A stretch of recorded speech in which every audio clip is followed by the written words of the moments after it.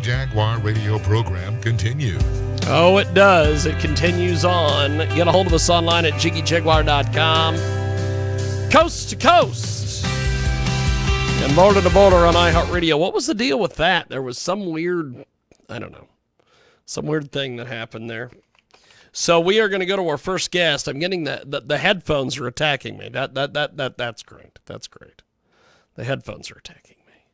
That's just what I want. That's just what I want. The headphones to attack me. I don't got enough goddamn problems. I don't got enough stuff I got to deal with. I got to deal with the headphones attacking me now. So, okay, we are going to see if we can get Blake Harbin in here. And we're going to hope. My God. Okay, we're going to do this. We are going to take a break. Attention Medicare beneficiaries. Are you getting all the benefits you need? If you have Medicare, you may now be able to get new benefits. Benefits may include eyeglasses, wellness visits. There is IQ Rassolli, the man about town. How are you, sir? Obviously. I am fantastic. I am fantastic. Well, I'm glad you are fantastic. Unfortunately, America is not. Well, you are right about that, brother. God bless you. I'm always right. Oh my God, we have got all sorts of problems. Yeah. I don't know, man. It is something that I know when they were wanting to put him, they're like, I'm going to attack Russia. We don't have him.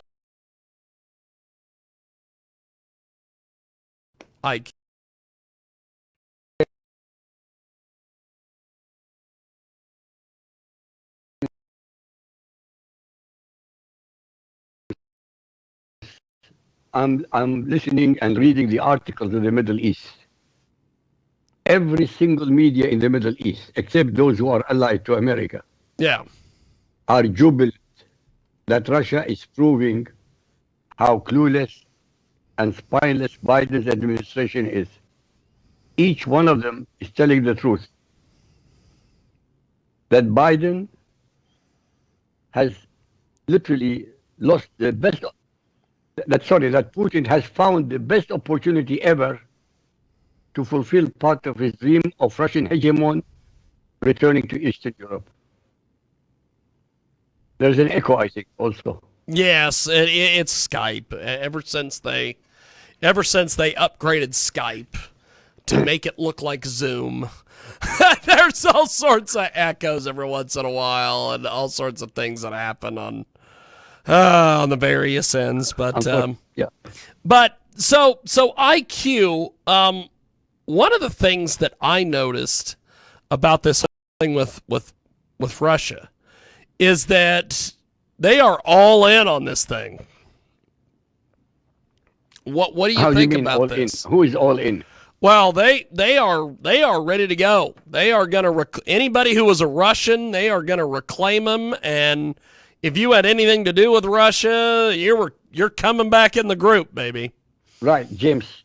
As I have repeatedly pointed out on your show, that it should have been crystal clearly obvious that for Putin, neither Belarus nor Ukraine would ever be allowed to enter NATO, which is, after all, a military alliance against Russia.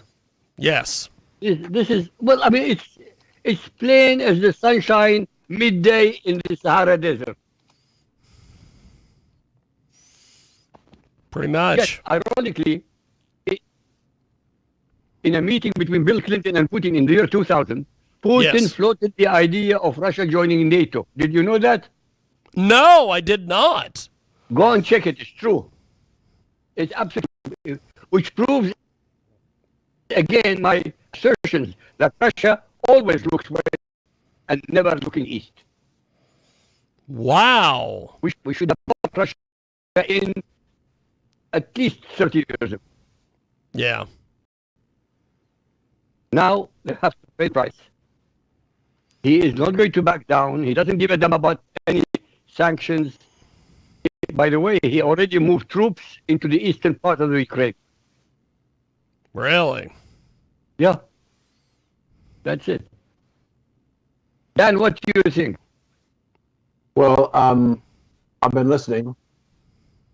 Do they charge us extra for the Echo, Jim? I'll tell you, Skype has decided that we want to be Zoom, and it just, ever since they upgraded this software, it is now just crap. But okay, I got a twofer this week because I use ManyCam to do our video streaming and to send out our video and everything. And ManyCam has now upgraded as well. So when ManyCam upgraded, I lost the ability for us to go to Twitch. So it's just been a phenomenal week of upgrades. I just don't understand some of this technology and why some of these companies do this. But go ahead and give us your thoughts on this Russia thing, Dan. I'm going to give you an analogy. Okay. The Skype reliability is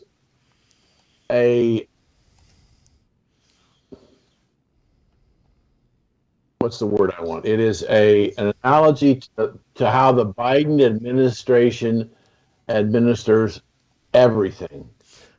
They have no freaking clue. They don't. Yes. They don't. Yes. And so I want to come at it at a little different angle. When we started down this path, this whole story, this scenario, and I wrote a commentary about it, published it today. I'll get it to you tonight, Jim. Yeah. And IQ. The story is that Biden was pressing, and his handlers were pressing, because they had to distract the American people away from all the bad news that's going on in the United States. Yep. And so the logic or illogic of administration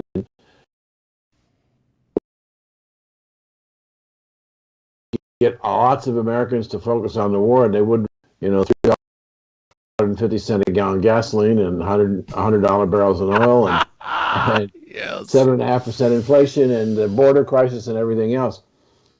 And so I believe that this whole thing was driven not by Putin, but in fact driven by the Biden administration to goad him into doing something. And as a result,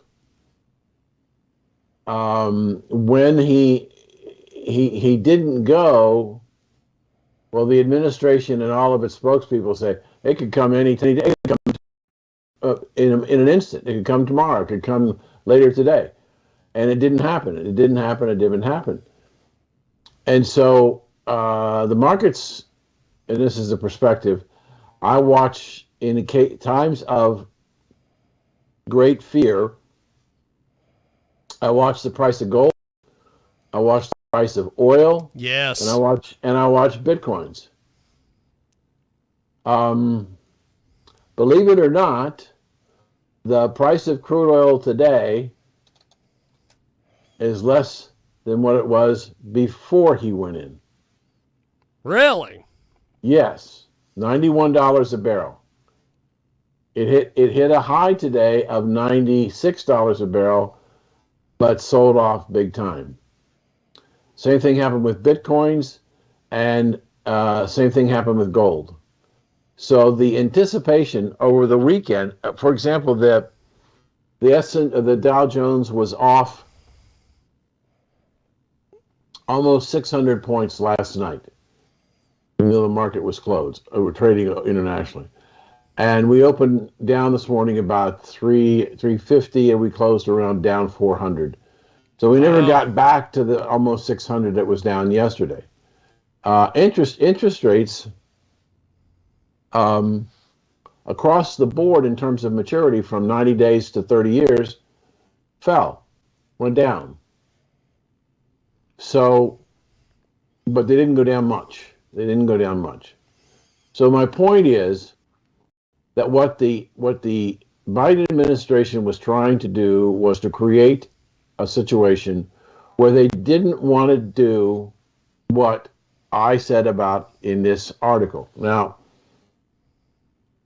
I think what I did is I don't want to say groundbreaking, but it was innovative what I did in this article. Yeah. I had a straw man. And I said that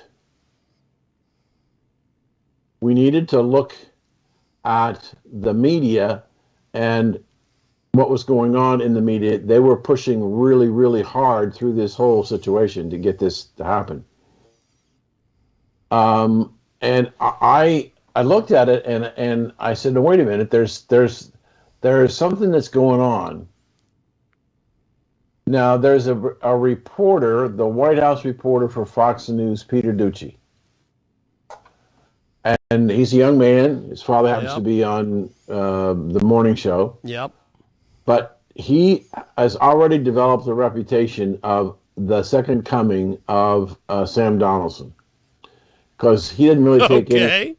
He doesn't take crap from anybody. And the president really went after him when he quote thought it was the Microsoft, which was the media. Oh yeah, when he called him a SOB or whatever. Yeah, he didn't abbreviate. And so, but Peter tends to ask the questions that if I were in the press conference, I would ask. So he's taking up the mantle of Sam Donaldson, who was notorious for his tenacity in asking questions and regardless whether it was the president or wherever he was. So I wrote 5 questions that I would like Peter to try and ask the president or Jen Psaki. That'll be fun. That was the basis of the article. Here are things that I think questions that Peter Ducey should ask of the president the next time he can, and or Jen Psaki. And the last question, I'm paraphrasing, because I don't know what the editors are going to do, but what I basically said was, Mr. President, many millions of people in America doubt the necessity for America to be involved in Ukraine, much less sending 12,000 American troops, not to the Ukraine, but other places around the Ukraine, including 2 of our finest fighting operations, the 101st Airborne and the 82nd Airborne. Wouldn't we be better off to bring those troops home, put them down at the border to try and deal with the Russians that last year sent 5,000 Russians illegally across our southern border? And the American people don't want to be involved here. Yeah. So I'm trying to give him some questions. Whether he'll ever see the article or not, I don't know. We get plastered over a lot of places, so somebody will tell him about it. But the idea is that I want to try and leverage his tenacity with more pointed questions. He asked some pretty good questions, but I want more pointed. And we need more people in the press to begin to ask pointed questions. I would like, for example, somebody in the press to start asking, what in the hell happened with our vice president in Munich? She can't seem to put words together. If you're sending somebody on a diplomatic mission to try and deal with 2 countries that may be going to war, and she can't put 2 words together to make any sense, she's probably the wrong person to do that. But she was the wrong person to go to the southern border. Yeah. She was the wrong person to do anything so far. The fact that he sent her and he didn't go proves the point that he was not at all interested in making peace with Putin. Yeah. You don't send the vice president to meet the president. You send the president to meet the president. Well, I absolutely totally agree with you. I never understood why he was sending her, except for the idea that he wasn't physically capable. Well, he's not capable. You know something, this is the funny part of it. Everybody in the world knows he's incapable, except the ones who are supporting him. 32% of Americans who are brain dead. I was doing a show this afternoon, IQ, and we were talking about this issue. And I said, what you got to understand is that we've got between now and November for the midterm elections. And let's suppose, for conversation's sake, that the Democrats lose control of the House and the Senate, and in the House, the Republicans have a supermajority, so they can override a veto. And I'm not trying to be facetious when I say this. What I say is, so what? We got 3 more years of Joe Biden if he can hold out. Yeah, you're right. And so you change the House and the Senate, and you can stymie his legislative process, because bills, unless they're bipartisan, will never get passed. But that doesn't stop him from using executive orders, and I suspect that'll be like what happened when Obama lost control of the House at his first midterm, when he lost 63 seats. I got a pen and I got a phone. Screw you guys, I don't need you. Well, you might hear the same kind of language out of Joe Biden. I don't know about that. Why? He is told the Wall Street bankers that everybody before he got elected, he said nothing fundamentally will change. Yes, but he lied through his rotten teeth. And so when he said he was going to cancel student debt, he didn't do it. When he said he was going to raise the minimum wage, he didn't do it. And then he turns around and he says, I don't know what I can do. And I'm like, you're the president. You can do all sorts of things. Right. Yes, but he blames it on Trump. Yes. Oh, it's always, I remember Obama blamed Bush for all sorts of things. Mm-hmm. So because Democrats never ever admit defeat, never ever admit that they have made a mistake. They can't. It's against their gene. It's against their genes. It is. It's genetic. Something wrong with them mentally. Genetically, definitely. So I think a couple of things are important to watch, because the decision about whether Donald Trump will run again probably will be made during this primary season, this midterm election. If candidates start seeing happen to Donald Trump that's happened to Joe Biden, that the candidates don't want to see Joe Biden in their territory, they don't want him around. Yeah. I'm wondering whether or not how deep is the split in the Republican Party over Donald Trump. And I don't think they want Donald Trump, because Mitch McConnell, I think it was a week or two ago, he finally admitted after a while that, I think that was an insurrection in January. And I'm like, it took you 2 years to figure this out? Like, are you an idiot? And I think I think the corporate Democrats and the corporate Republicans, especially the corporate Democrats, but more or less the corporate Republicans, they don't want Trump. Oh my God, do they not want Trump? Because if Trump gets to be able to run and gets reelected, I don't think we're going to see the toned down Donald Trump that we had when he was president. I think he'll realize, I got 4 years. I can do whatever the heck I want for 4 years. I think he'll do all sorts of crazy shit. Is what I think he'll do. And that scares the crap out of them, and they don't want that. But James, the problem is now frightening even more. If the Republicans start a bloodbath between themselves, they will be defeated even in 2022. Yeah. They should keep their focus on the economy. They should keep their focus on the southern border. And they should say, why are we defending a country 5,600 miles away and not our border? They should do this 24/7 until the election. Yes. I agree.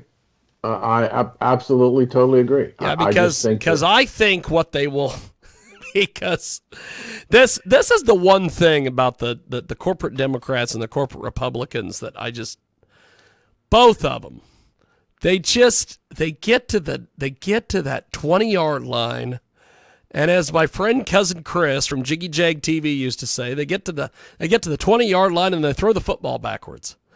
And that's what I think is going to happen here. Because they're the swamp.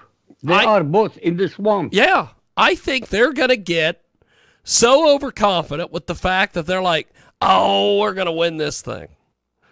And then they're going to focus on other dumb crap. And then that's it.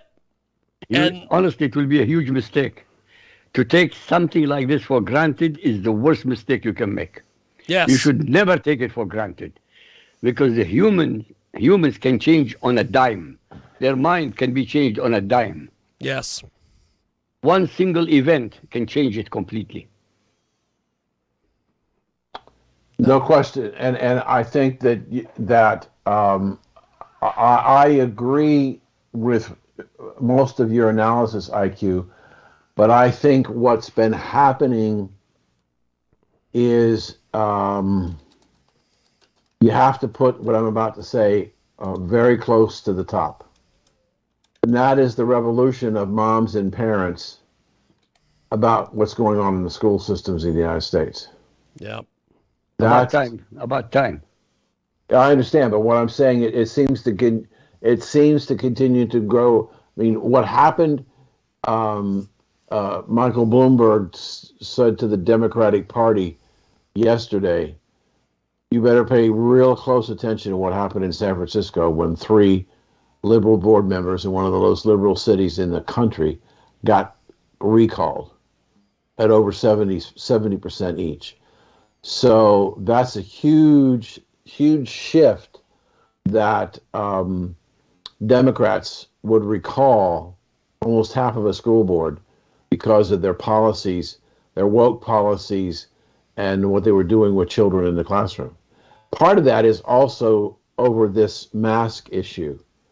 And that hasn't gone away. The pandemic, again, this is another thing he's trying to distract from, is his inability to provide masks and vaccines and antibodies. He's trying to move everything off the table and only have, as I said earlier, have one issue on the table, and that's the Russians and Ukraine. Yeah. And but I find interesting in the background is Miss Hillary. And her approach to the Durham report was to basically ignore it. And so has the press. Oh, so yeah. Yeah. The media has just completely ignored this thing.